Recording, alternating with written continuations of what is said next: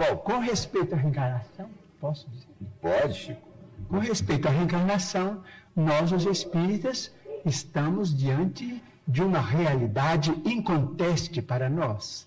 Normalmente, na vida mediúnica, temos assistido, nestes quase 45 anos de espiritismo evangélico à luz dos princípios kardecianos, a desencarnações e reencarnações. Mas permitimos-nos também perguntar ao senhor Manuel de Melo, ao nosso caro pastor evangélico, senhor da pergunta, e também àqueles que fazem objeções contra os princípios da reencarnação, permitimos-nos perguntar sobre o sofrimento das crianças. Por exemplo, não vamos nos referir aos adultos, porque seria alongar muito a resposta, mas vamos pensar nas crianças.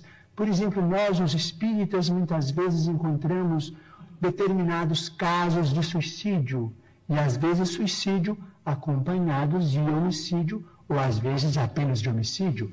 Mas vamos encontrar esses problemas do complexo de culpa levado para além desta vida, e depois esse complexo de culpa renascido com aquele que é responsável por ele através de sofrimentos que só podemos entender através da reencarnação.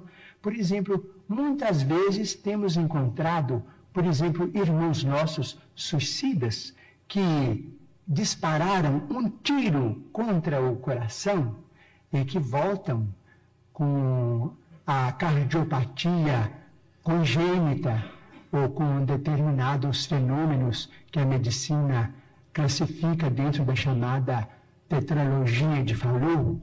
Nós vimos companheiros que quiseram morrer voluntariamente pelo enforcamento e que voltam com a paraplegia infantil, comumente chamada de enfermidade de Little. Nós vemos muitos daqueles que preferiram o veneno e que voltam com malformações congênitas, com problemas miopáticos, com o mixedema, aqueles que às vezes violentam o próprio ventre e que voltam também sofrendo as tendências e que às vezes acabam se desencarnando com o chamado infarto mesentérico.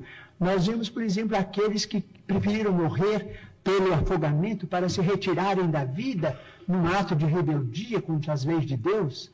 Vemos, por exemplo, aqueles que preferiram o afogamento e que voltam com o chamado enfisema pulmonar. Aqueles que dispararam tiros no próprio crânio e que voltam com tantos fenômenos dolorosos, como, por exemplo, a idiotia, a acromegalia, quando o tiro, vamos dizer, quando o projétil alcança a hipófise, porque nós estamos em nosso corpo físico subordinado ao nosso corpo espiritual. Então, principalmente nos fenômenos, os fenômenos decorrentes do suicídio por tiro no crânio são muito dolorosos, porque vemos a surdez, a cegueira, a mudez congênitas, e vemos este sofrimento em crianças incompatíveis com a misericórdia de Deus, porque nós sabemos que Deus não quer a dor.